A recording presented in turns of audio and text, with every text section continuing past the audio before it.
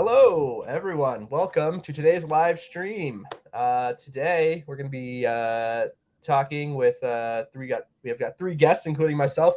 We're going to be talking about sort of a tricky subject related to agencies and freelancers, and that is raising your rates. So this is always a difficult subject, I think, as we've been discussing behind the scenes here. And so I'm excited to learn from the folks here. We'll be doing a quick intro and kind of getting everyone introduced. Before we jump into that, I just want to give a quick shout out here. If you're not already a member of our group, Top of the Funnel, I would love to have you there. Top of the Funnel is a free Slack community. It's really focused on all things content marketing, SEO, inbound marketing, those kind of things. And we've got all kinds of folks in there from in-house to freelance and agency. And so there's a lot of discussion around, growing your business, raising your rates, finding new clients, all kinds of good stuff like that. So would love to have you there. If you're not already a member, please pop over to yesoptimist.com and yeah, join our Slack group. All right. With that out of the way, I'd love to just start by doing quick introductions. Josh, do you want to take the lead? Kind of tell us a little bit about yourself and what you do. Hello, I'm Josh, and I am the CEO of Sculpt.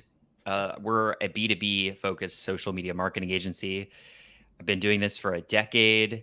Our team and clients are global, and we've learned a lot over the years about what not to do, and I'm happy to answer every question you have about every possible pricing experiment we've done and what we've learned. That's awesome. That's great. And Jasmine. Yeah. Hey, I'm Jasmine. I'm a content marketing consultant, founder of Jasmine Williams Media. So it's a boutique content marketing consultancy. I work with wide range of businesses from corporate clients to small business owners, mostly in the HR and B2B tech space. But yeah, I've also been a full-time freelance consultant for 4 years, going into my 5th year, been freelance writing for over a decade. So definitely really familiar with the concept of raising your rates or just pricing and how complicated and just like stomach churning it can be. So hopefully I can share some wisdom. We can have a good conversation. Yeah, just looking forward to chatting more about this. That's awesome. Yeah, I think that's the beauty of this is like, it's sort of one of those weird things where it's like we all have the same experience, but like our own unique take on it, right? Like we've all gone through the same process of like trying to raise your rates or thinking about it and not doing it and all this weird stuff. I'll just give a quick intro of myself. If anyone's not familiar with me, I'm Tyler Hakes. I run a content marketing agency called Optimist, and we work primarily with startups and like B2B tech companies for the most part. And yeah, we've been doing it for about 6 years. And prior to that, I was working as a freelance writer and kind of content marketing strategist as well. So a little bit of both sides there. And I'd love to just start maybe by learning a little bit about each of our journeys, I guess. Maybe can you just kind of walk us through maybe like the progression of your rates and how you've thought about pricing over the course of your career? Who wants to take it? Jasmine goes first. Sure. Yeah, I mean, definitely when I started, I had really no idea what I was doing on the kind of business front. Like I knew how to write and I was confident about that. But honestly, my first rates was charging like $20 an hour because that's what I was getting paid at a job. And I just thought that that's the same that I would charge as a freelancer. So learned pretty quickly that that's not really a sustainable rate when you're on your own. And yeah, burned out really quickly. So yeah, definitely over the years, I've, gone from $20 an hour to now like $100 plus an hour. I don't really charge hourly anymore, so we'll probably get into that too at some point. But yeah, at first I was just really, really clueless. But then I started kind of researching more about business and freelancing and learned about things like taxes and vacation and how I have to cover all of those things myself. So that really opened my eyes to how much I really should be charging when I'm freelancing. Yeah, that's great. Josh, what about you? What's the origin story? Well, similar actually. $20 an hour sounded pretty good when I was starting to. Our first clients were paying us $500 a month, which on the surface either sounds like not a lot because it's not, or it sounds like a decent amount because as a solopreneur or something that seems adequate. That was not the case. We were probably working, 30 hours, 40, 50 hours a month or something, as much time as it took for that client. And today our team works on Fortune 500 work, and our rates are, significantly improved since then. Multiple factors higher at a minimum. So where it got us to was a lot of first understanding the importance of pricing for the market you're in. When we started, we were working with local business customers, and also fully aware that we were kind of learning on the job. And so it really was okay to charge at the time what felt like if it got a yes, we could figure it out and then understand how much time it took.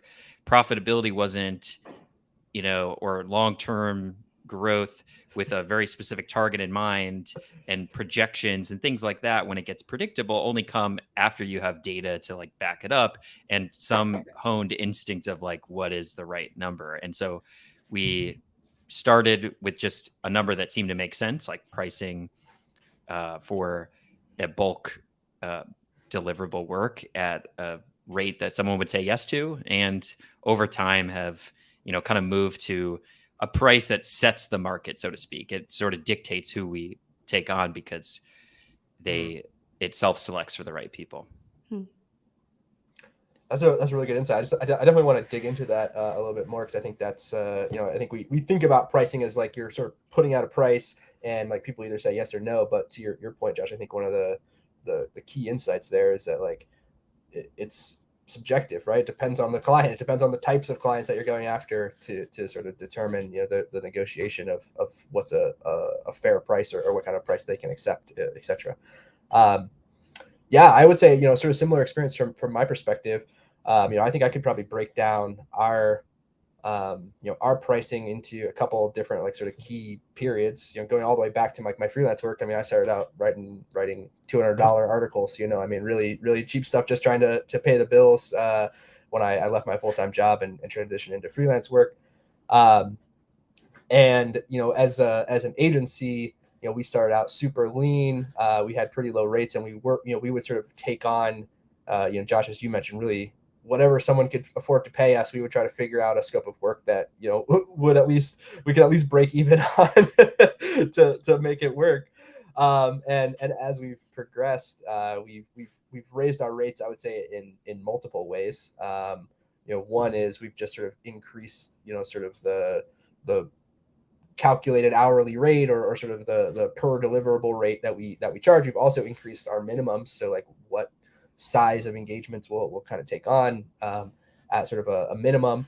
And yeah, one of the key things too that I feel like we've definitely learned, and Josh, you sort of alluded to this, is that like yeah, I guess Jasmine, you mentioned this as well, is that there's like so many things that you maybe don't think about in the beginning that you have to account for in your costs, right? And as your business grows, there's all these new things. I always think about I'm an Office nerd, so I watch The Office, and there's like the scene where he starts Michael Scott's paper company, and he goes to the accountant, and he's like, you're gonna go out of business because you haven't accounted for like variable costs in your company. As it grows, you've got more expenses and all this stuff, and it's like, that's so true. And I feel like in the beginning, that's so hard to think about that into the future.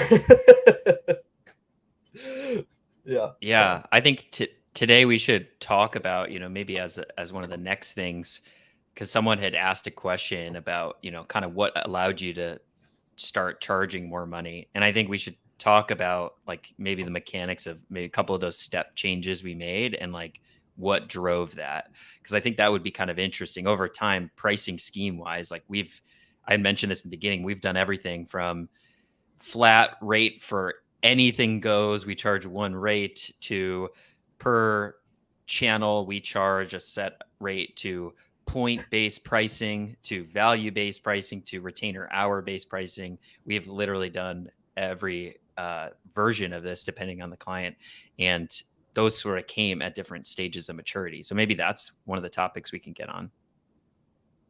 Yeah, I'd love to hear what specific things have sort of triggered you to maybe evaluate your pricing or adjust your pricing over time? Yeah, I mean, I think for me, it's definitely a couple of factors. Like, once you start really booking out and getting really busy, I feel like that's usually a good sign that it might be time to up your rates a little bit. I think for me as well, like a big thing has just been like building credibility and clout and social proof, you could say. So it's like once I start working with bigger clients and kind of collecting those bylines and really getting results for those clients as well, then that all to me is like, okay, well, I guess it's time to start charging more, right? Because clearly I'm doing something right. So those are kind of things definitely in the beginning that, or not even in the beginning, still, as I kind of grow and I get better, then that's usually what I'm thinking about. Raising rates. And I think another thing too is like when you've actually invested in your business, like this is something too, when I talk to a lot of people who are freelance and just starting out, like it's so scary to actually spend money on your business. I think for a lot of us, we're lucky, if you have a laptop already, then you can basically start working for free and you don't really need to think about costs. But that's really can really hold you back when you're kind of working with all the different free software and, not getting any support at all. So for me, like when I, got some CRM software to help with the admin side of things. When I've invested in like sales training and business coaching, getting an assistant, which I invested in a couple of years ago. Like those are huge things that have allowed me to be way more efficient and deliver like much better high quality work and just have like really organized processes. But I had to pay for all of those things, so then now I charge accordingly because you're getting better service. Like I think sometimes people forget about like that you are running a business. It's like it's not just the creative work, it's like how you deliver the work. So when that part gets better, and also like if your creative work gets better, that's when I think you should really consider upping your rates. Yeah. Jasmine, is that something that you sort of assess on like a regular interval? Like you kind of look back over the last 6 months and say like, okay, should I adjust my rates based on what I've spent, or is there any other like sort of specific trigger that I guess gives you the realization that like, hey, I've spent more money and I need to raise rates? Yeah, I mean, I wish I had it down to an exact science. I probably should, but it's really, yeah, it's just kind of at the end of the year, I look back on what I've Mhm. done. And yeah, for me, usually raising my rates happens like on a yearly basis, or if I've been working with a client for a while, then, and I kind of realize that maybe what I'm charging that client isn't really matching up what I'm charging new clients, then I might approach a rate raise with that client. But yeah, it's generally kind of at the end of the year, I reflect on what I've done. I also keep stock of like the market, like what other people who are doing what I do, what they're charging, the kind of work they're delivering, the kind of clients they're working with. If I feel like, okay, check, check, check, I'm doing that too, but they're charging more than me, then Right. I'll try to, up my rates to match that. Yeah, Yeah, that's and a you had mentioned like improving your business helps you justify the higher rate too because they're getting a better service. Do you proactively communicate that so that inevitably when it comes to like the renewal time or the new proposal, you've you've like set the foundation for that? It's not just like a surprise our rates are up, because I think the actual communication of rate change for existing clients is what probably gets people the most concerned, or is the scariest leap to make. Yeah, I mean, it's not like, would you say like am I communicating like the investments that I'm making or just communicating rate changes in general? In advance of a rate change conversation, are you talking about the things in your business that you're upgrading, or mm, the kinds of things you're doing to justify the higher spend, so that inevitably when you have that conversation, you've right. kind of laid that foundation already and they're Yeah. like, oh yeah, I mean, it makes sense, you've been doing all these things. I mean, I think that's a fabulous idea. It's something like I'll definitely communicate rate changes and we'll explain why, but it's, yeah, it's definitely not something that I would generally think to communicate like, oh, here are all the ways that I'm investing in my business or investing in my skills. But I think that's a smart thing to do, to kind of like, for me, I'm really big on relationships and really seeing my clients as partners. Like, I'm a partner in their success. So I think that's a fabulous idea, to really be communicating like, hey, here are all the ways that I'm leveling up. But yeah, generally it's more just giving my clients a lot of notice and then writing a very thoughtful email that's like, hey, like, here's why, like, I'm changing my rates, and including some justifications for that, and then kind of letting them know that I'm open to a conversation. Like, I'm not just going to like charge them 10% or 20% higher on the next invoice, and that's that. Like, so yeah, I think it's something that I would definitely more communicate like in a call form. But I love that idea. Is that something that you've been doing? No, not at all. I mean, I think not explicitly either, but definitely in some ways, like it's because we're an agency team, and there's 30 people that they like kind of see in the background at different times. You generally see the progression, like, hey, we've hired a new XYZ person and they're going to be joining this call. So like, I think to that extent, they know there's growth. And sometimes we'll, bring in, I think proactive ideas, like the two sort of ideas here about being proactive is also just, we'd like to try and test this new thing, and like coming to them with new ideas is also a representation of like showing that you're wanting to invest in their business more. And then it becomes easier to talk about, better rates because they're getting more value, so to speak. But that's such a hard thing. In general, I was curious about your move to do that, because when people ask this question, it's often about trying to upsell existing clients, basically, or to upgrade their rates with existing clients. I find that very difficult to do. If you're like a conflict avoidant person too, it's very hard and scary.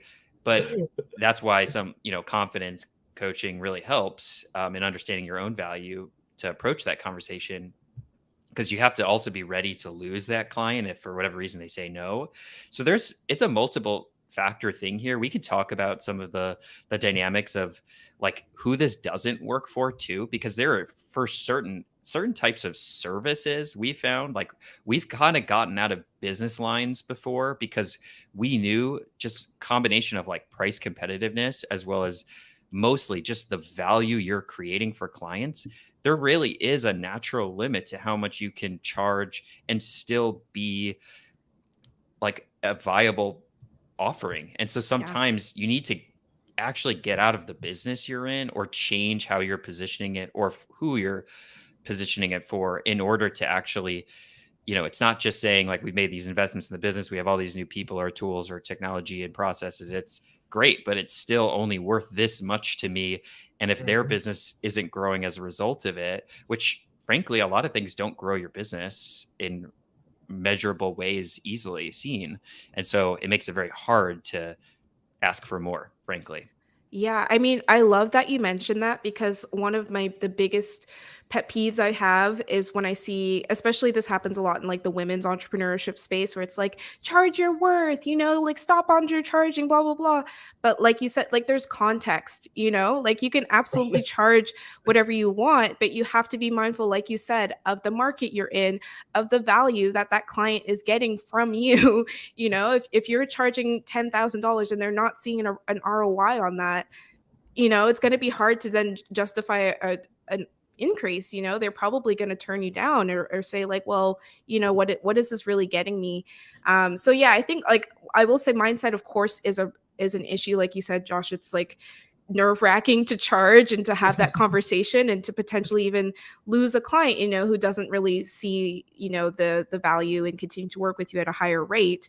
But at the same time, like talking about how your investments are helping them, like that's should be a part of the conversation. Like, it can't just be like, oh, I spent all this money, so pay me more. I look at it just like someone asking for a raise inside of an organization. Exactly. We've had that conversation 1,000 times over the last 10 years with team members, and there's two ways to approach it. You can say, hey, it's just at this current interval, I'd like to ask for a raise. And it's very different saying, hey, at this sort of check-in, like all of these things we've now accomplished, and you come Mhm. prepared kind of with your like um accomplishments and like your wins and a discussion of growth and what you want to do next. Oh, and by the way, like Mhm.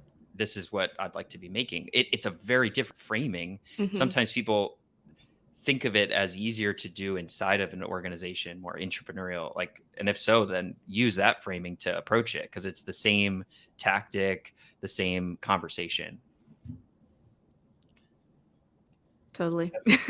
Yeah.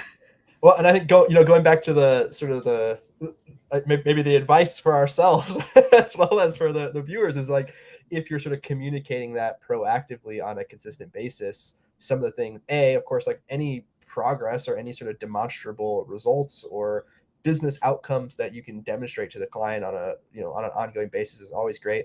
But even if you don't have that, even if you just have like, hey, here's some stuff that we're starting or we're trying or we're testing or we're doing things new behind the scenes that we think are going to help your business over the long term, and here's why.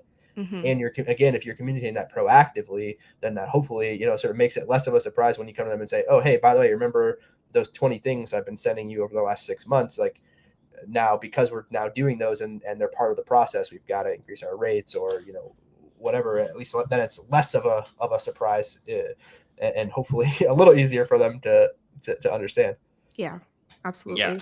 Showing your work. And I'll say that this conversation, again, I brought up the like existing client upsell thing because I've always found, when we look at those step changes in our business, how we grew, it was not this story of this one client that we grew with all the way over 5 years from X retainer to XY retainer, and it, transformed our business. We certainly had many clients that we've grown up with, but it was more so the net new client, like taking the next conversation and saying, you know, we kind of got ourselves, because unfortunately too, even doing all the right things, it is still hard if you are a business, depending on the size and scope, that has like expensed something at a certain value, to imagine that going up, because sometimes you don't have the purchasing authority to raise the rates. There's a lot of reasons why sometimes even your good clients can't change what they're paying you. But if you've packaged that story well and you've actually delivered that great results, sometimes above and beyond, it makes it way easier to have the next conversation be double that amount. And that's generally what we've done, is the doubling effect or the 50% increase, whatever, is just about changing the number on the proposal for the next company. Because one, of course, it has to be, again, the right size client where they're going to value it that way. But two, like it's something that's easier to do when it's brand new and there's no preconceived notion or perception of what your value to them is, because sometimes that's very hard to change. Oh yeah. I mean, I've negotiated rates, like rate increases successfully, and it's also been unsuccessful. And I absolutely agree with you. It's always easier. Like I have, I guess, kind of a story. Like one of my bigger kind of like well-known brand name clients, like I was getting really good bylines for the work, but it was definitely not paying well. So after about, I think about a year maybe of writing for them, I, tried to negotiate a very modest increase, and it didn't work. So, I walked away. But then now I at least had that byline, now I had that credibility. So I can go to another client and say, hey, look at the work I've done for, name drop client here, and could easily charge, double versus trying. It's like, yeah, exactly. Like if you're paying for something, I mean, we're all kind of feeling it right now with like the inflation and stuff. But like if you're used to paying something like a certain price for something and then it just doubles, it's pretty hard to just absorb that cost. But if you haven't been paying for something and you're just seeing that price,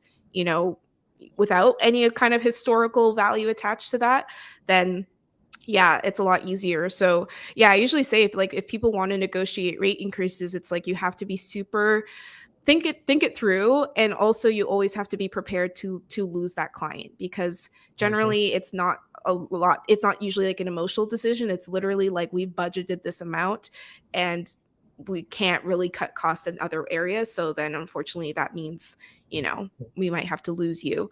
So yeah, like if I've done it, like I've always just had that in the back of my mind where this is a client that I'm willing to walk away from, or I know I could get better rates somewhere else. So it's better for me and my business growth to potentially walk away from a low paying client and get a new one than to just continue with low paying work.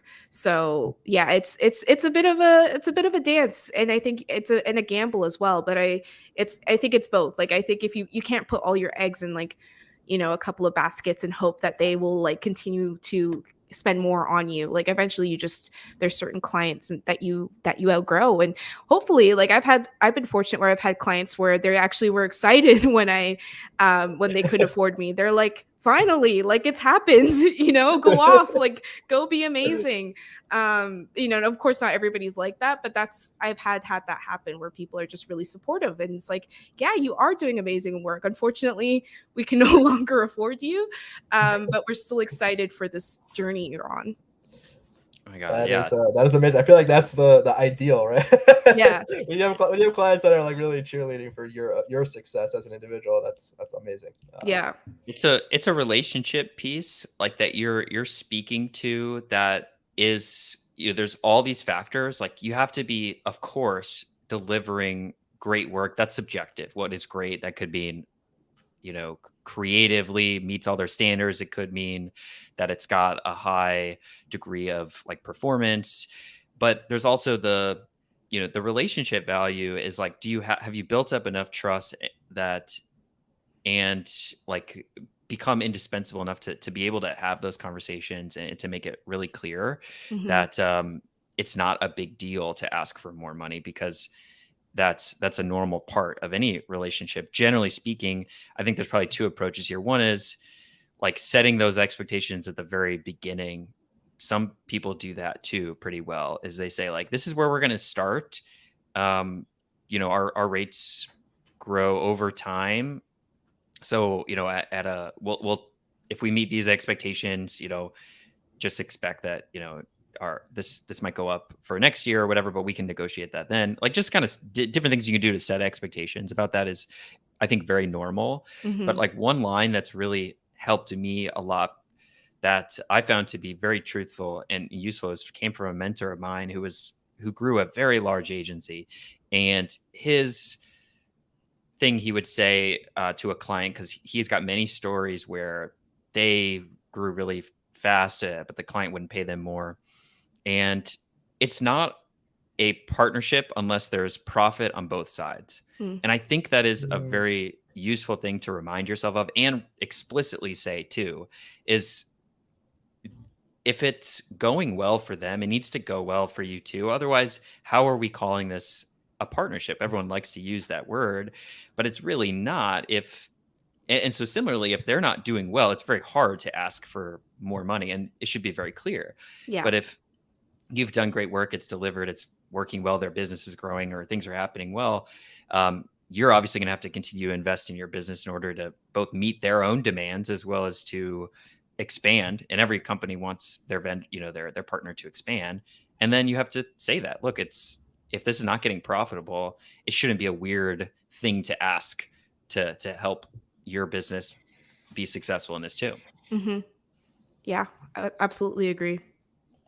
Yeah, I think you mentioned a really good thing too. I mean, at the end of the day, so much of this comes down to setting expectations, right? Mm-hmm. And Josh, you sort of mentioned this, but I think if you communicate to a client early on and also make this part of your business process to say, okay, hey, every 6 months, we're going to assess our current clients, what we're charging them, what we're making, and we're going to make adjustments. And if you can set that expectation early on with a client, that's going to happen, that's coming, then it's much less of a surprise, right? And again, obviously, as you mentioned, Jasmine, you do, in some cases, you're still going to have to be prepared to lose a client if they can't stomach that change, or if they can't budget for that, or for whatever reason, it's not going to be acceptable for them.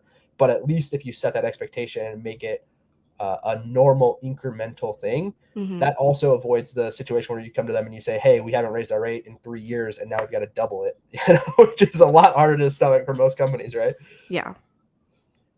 Yeah. which I've been there. We talked about like telling stories on this, and I'm curious if you guys have any other good, rate change stories and stuff. But in terms of failure stories, that's for sure been the case with several clients. Is when we've done the analysis, like after way too long of just being complacent. I think this is the problem with agency structures versus freelance. In freelance, your capacity is limited to a number of people you can, hold on one hand in order to like deliver great work, and therefore it becomes really obvious when something is taking way too much time versus others.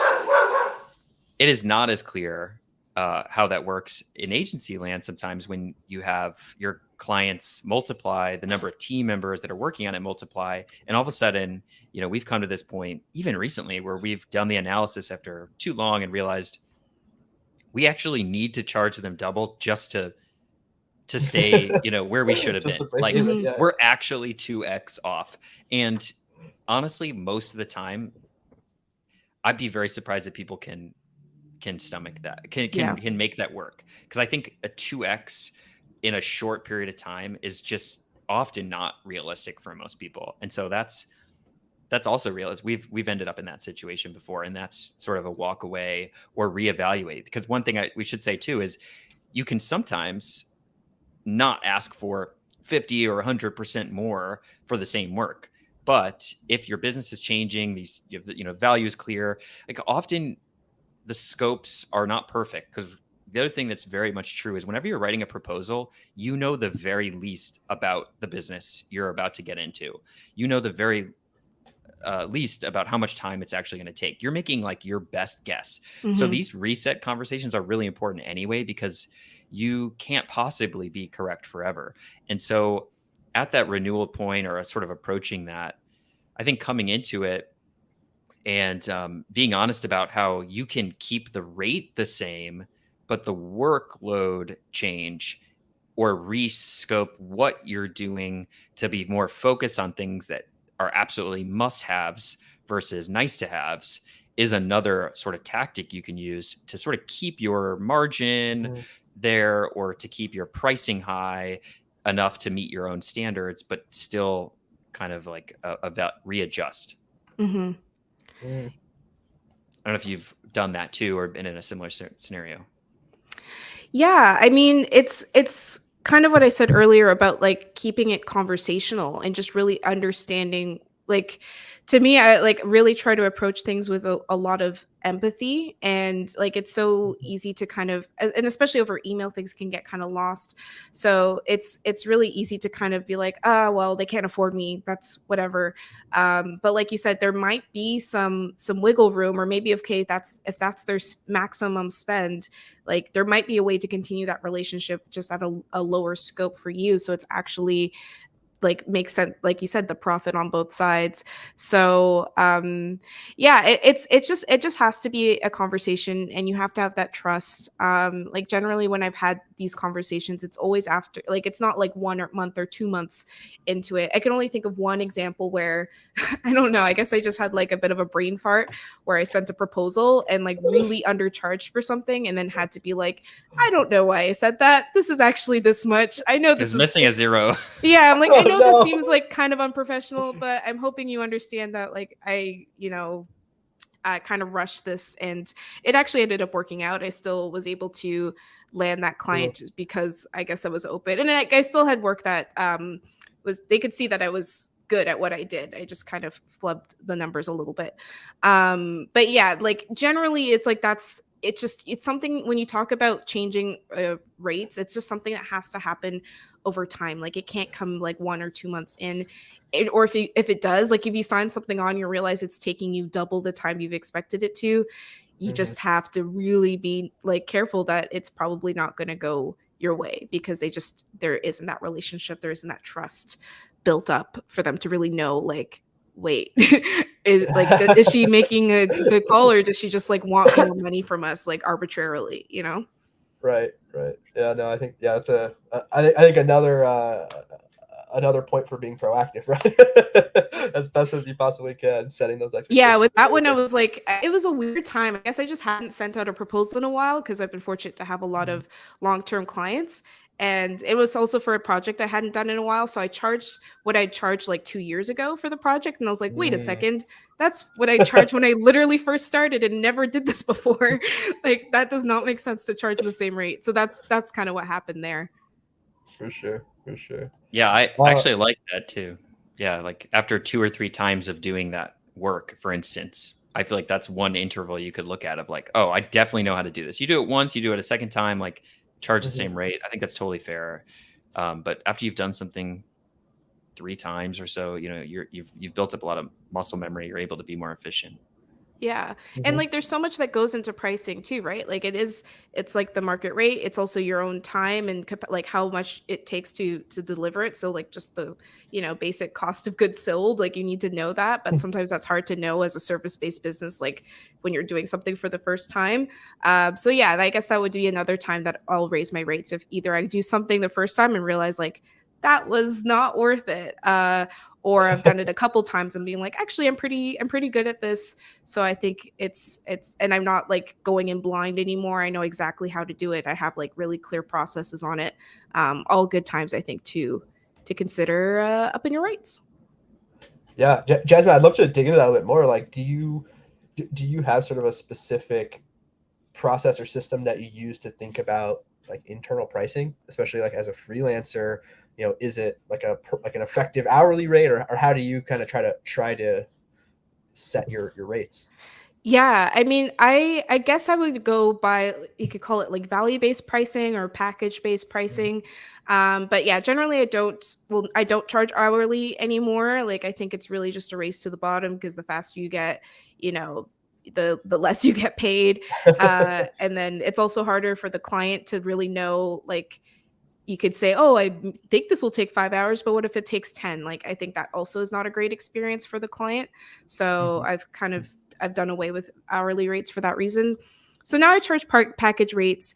But yeah, there's a lot of factors that go into it. Like I'd say like your budget is a really important factor. Like how much do you really need to make from your business in order to live the life that you want or just to sustain the business? Like depending on where you are, like I live in Toronto, Canada, it's a very expensive city. So there's just costs that I have that maybe would be cheaper in other places. And yeah, it's like, why people, I guess, outsource to other countries. Like it's just, it might be cheaper there and it's just not the same for me. So that's something that I definitely have to keep in mind.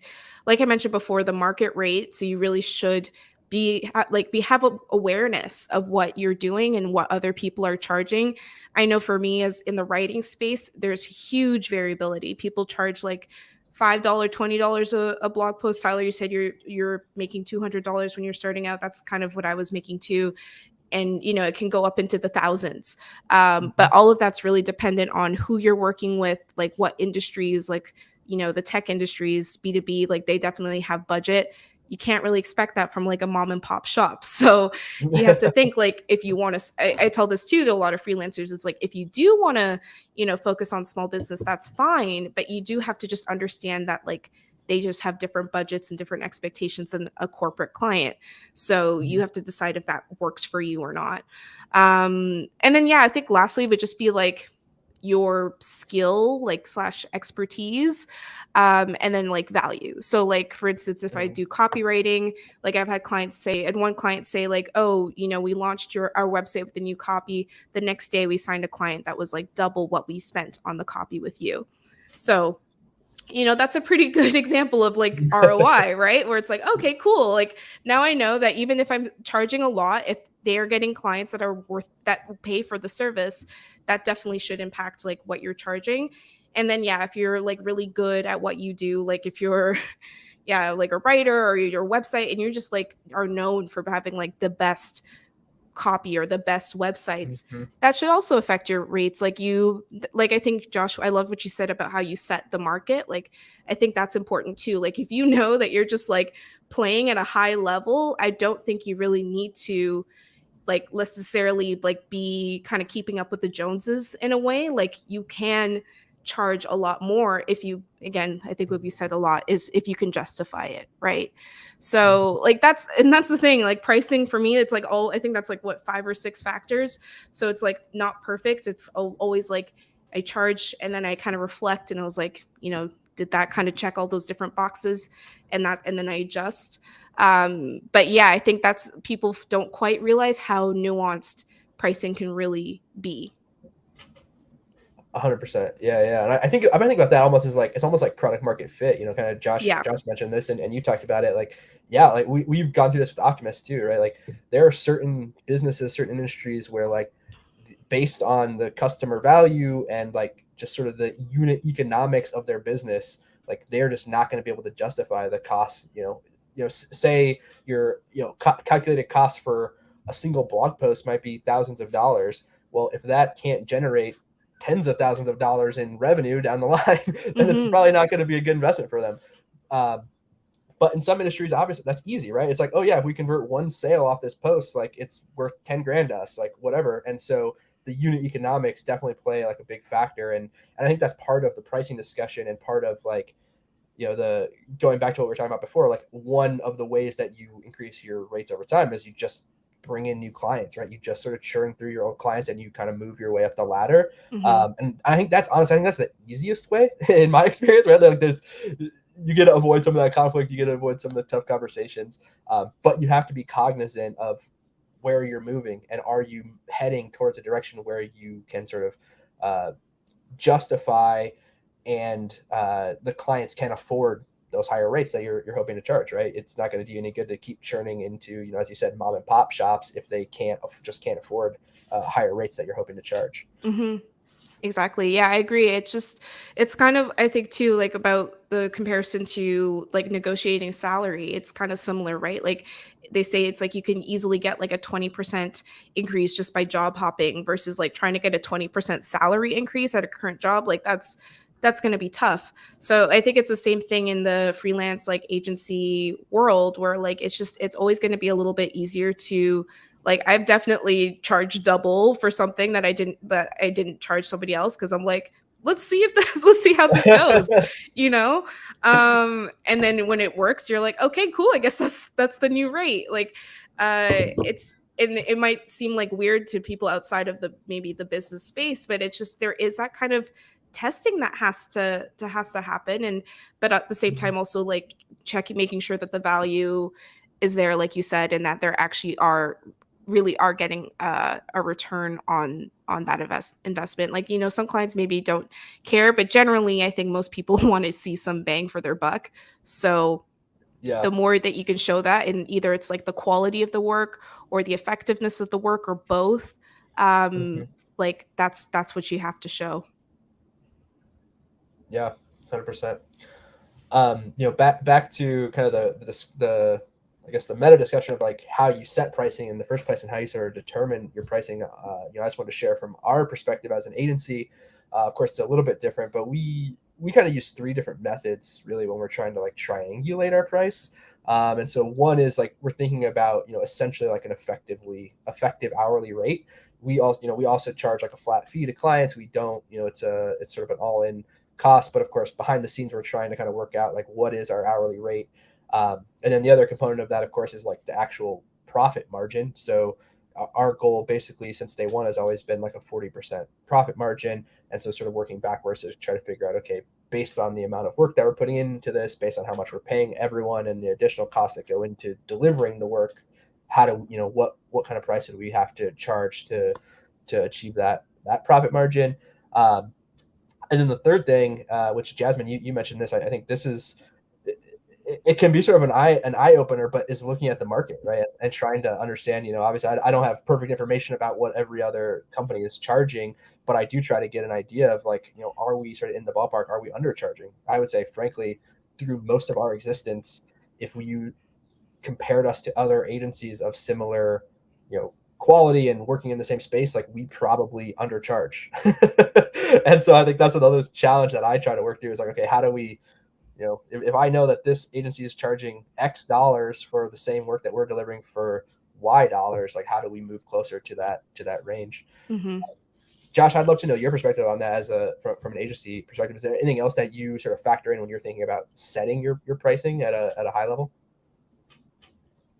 I mean, partially, the obvious part is what does the other people charge, but because people talk about that a lot because it's usually easier to get. People put their pricing on their websites. You end up seeing their proposals. Like it's easier to see that. But what you really need to figure out is what are the companies spending. Mm. And once you realize that, sometimes that could be eye-opening. It's like, wow, we are 1% of your total budget. And this is in comparison, like such a small scale. Like, so it kind of gives you need that context. And that's when we talk about setting the market and stuff, or setting your rate against the market, is the things that are, for instance, I talked to Tyler about this a lot, because Tyler's got some things that he and his team are so good at doing, and there's some things that they don't do as much of versus our team. As an example, like, one thing that comes with larger companies, and therefore sometimes larger retainers and rates, is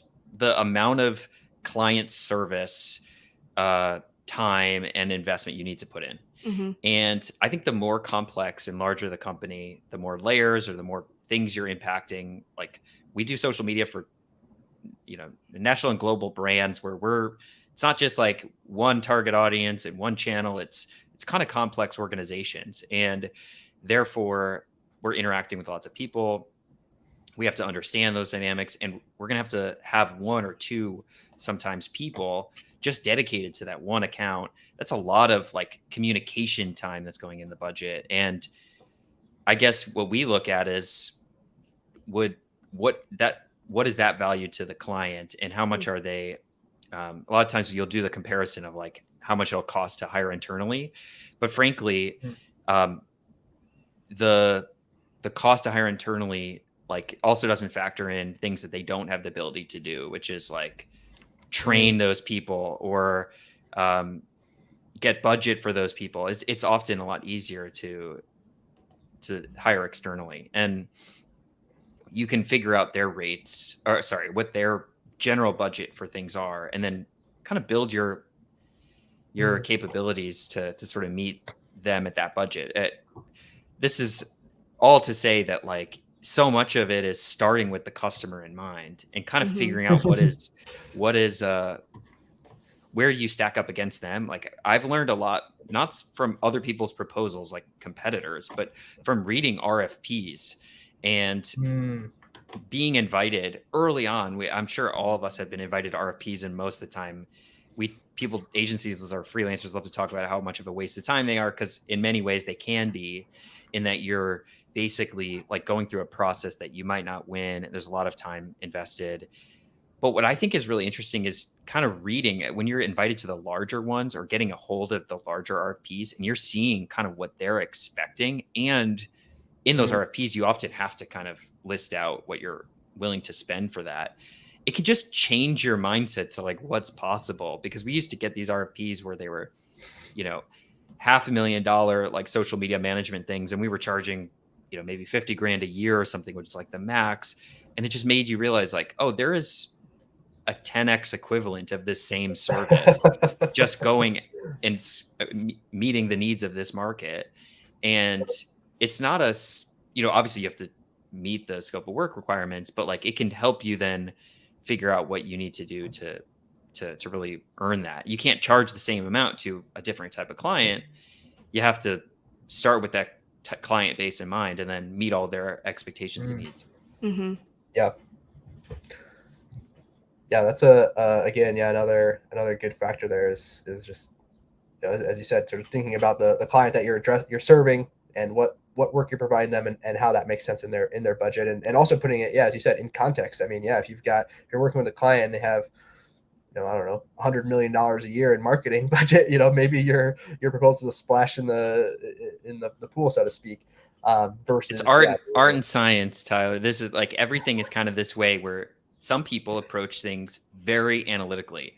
We have X number of inputs that is cost Y, and our effective hourly rate is this, right? Your margin of safety needs to be this. Like, if you only started from that data driven approach, you would kind of miss out on the opportunities to raise your rates exponentially for certain types of situations. On the other end, because there's sort of a meeting, I don't know, as an example, we've accidentally put a rate before on something. Like, we added a zero, more or less, or we showed like a different graph, and like they took the ad spend budget and referred to it as the fee budget, and we're like, oh, they would have said yes to that. So it made you realize like there's a little bit of just practice instinct and like confidence, and the right balance is somewhere in between, where it's like, of course you need to make sure you're not pricing too low and you're being analytical about it, but you can't only be analytical about choosing rates. You also need to kind of understand where you stack up from like, does this feel right to charge them this? That's how I think. Yeah, no, I absolutely agree that that it's an art and a science. And I think, why people get kind of antsy is like nobody wants to feel like they're leaving money on the table, right? But I like what you said about kind of working backwards. Like it's not about just like, oh, they've got $500,000 to spend, let's charge 500, like woo, like I mean, if you really are like have integrity and want to do this in an ethical way, it's really more about understanding, okay, what do they have to spend, and then how can we create something that's really worth it to them to give us that budget and can really make an impact. Like making more money is great, but it's so much better when you can see that like the work you're doing is really having an impact or like exponential growth, right? I mean, like that's kind of what drives me at the end of the day, which is just like when when a client says, oh, we landed a client that was more than we spend on you, I'm like, great, that's the whole point, right? Like I should be helping you grow.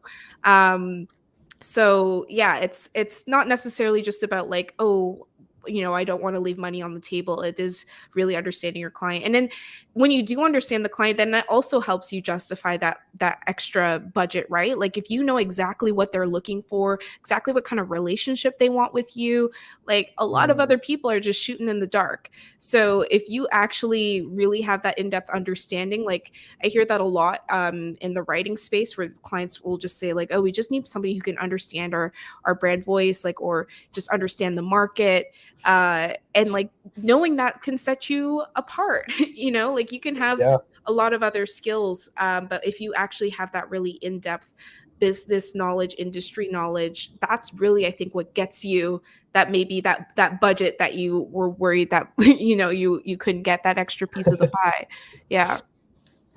That's a great point, Jasmine. That's one thing too. Some folks in the chat were asking about sort of, what leverage do you use to kind of raise your rates, and especially if, like, say your deliverables aren't really changing or something like that.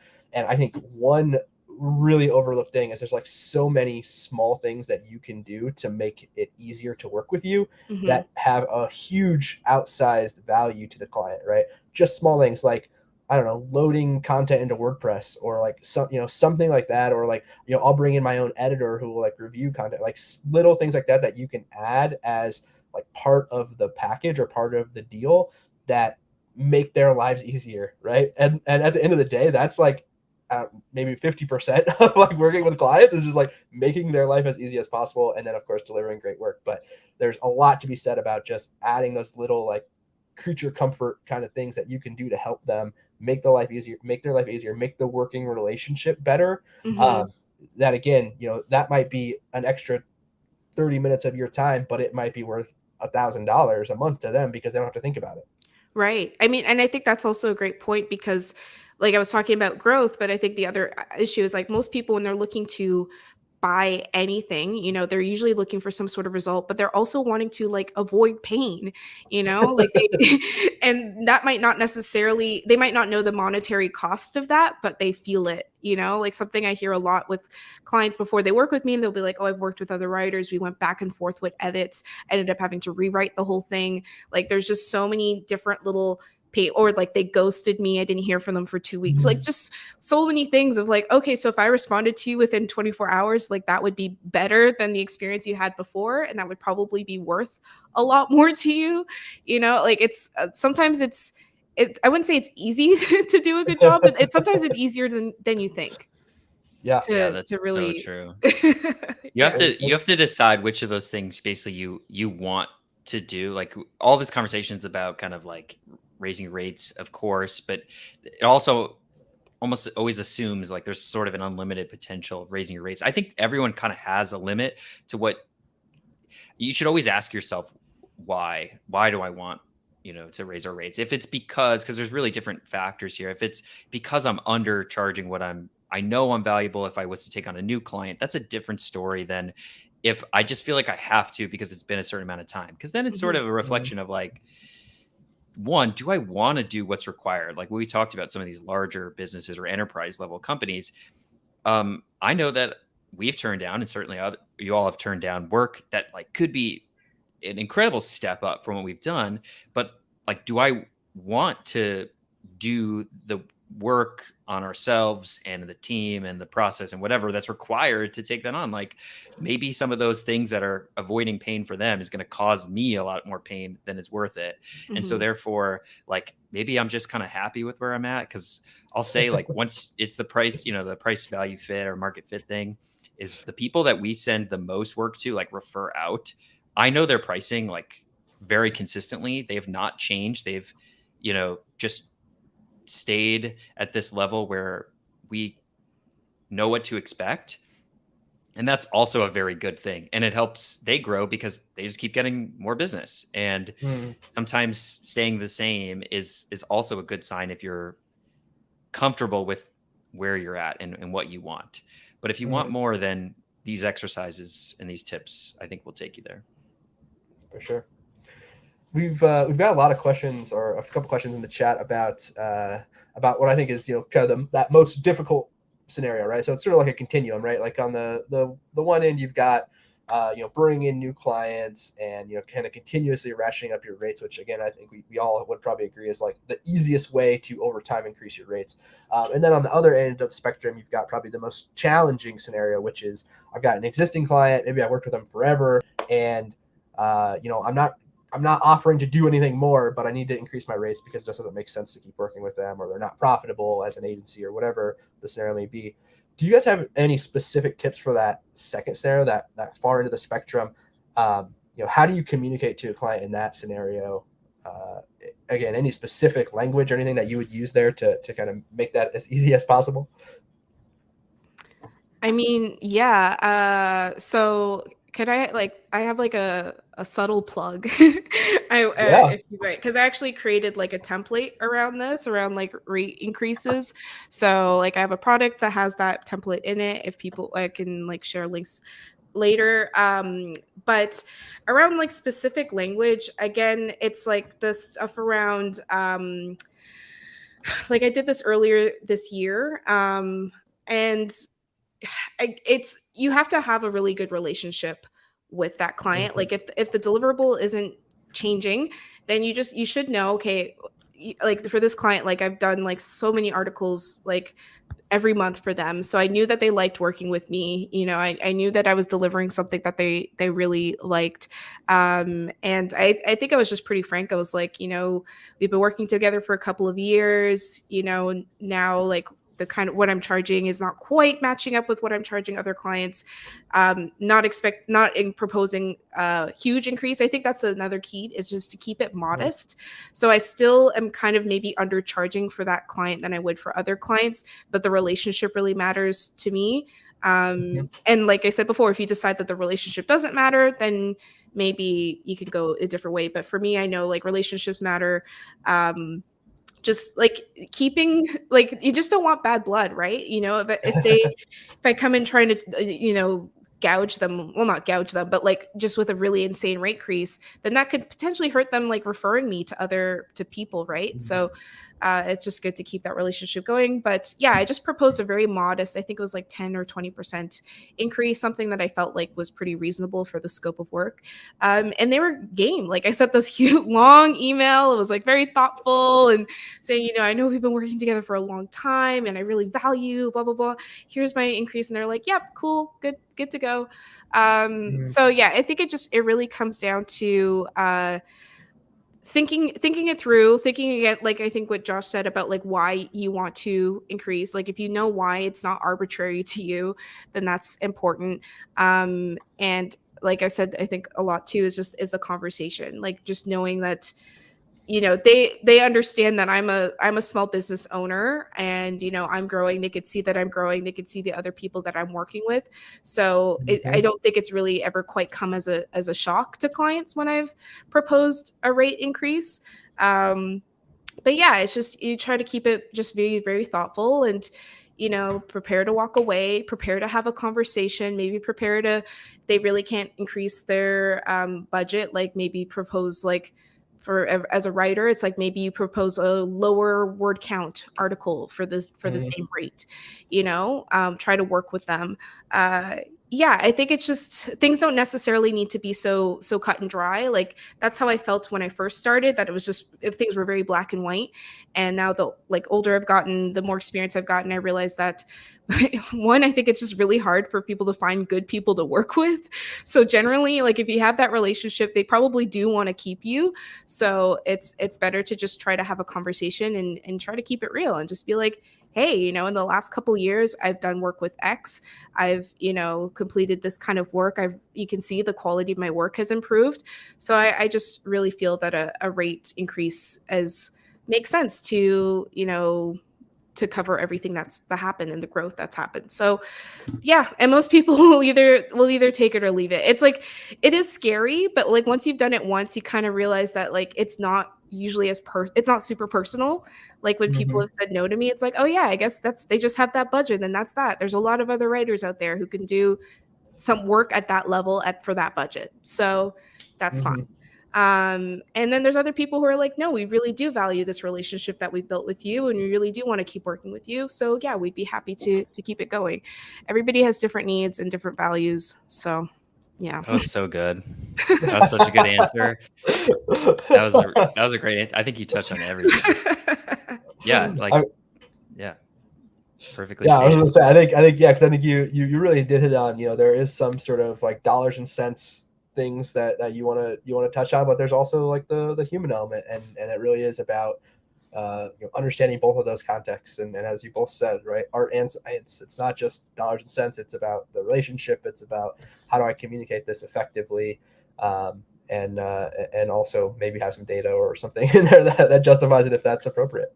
Yeah Tell them, I like that you said, like, tell them that the relationship matters, like, say that it's real, like, that's why you're bringing this up, because the relationship matters and you want to keep them. Yeah, they're going to want to keep you too. And two, switching costs are real, which is the other thing you said, like, switching costs to like retrain someone and like get them started again. Like, after you've been indispensable or working a long time, like, there's a high switching cost. So generally people will accept a higher rate. And then third, like, yeah, your win rate's going to be more than 50% most of the time. So just know that worst thing that they say is no, and as long as you've mentally prepared for that, then okay.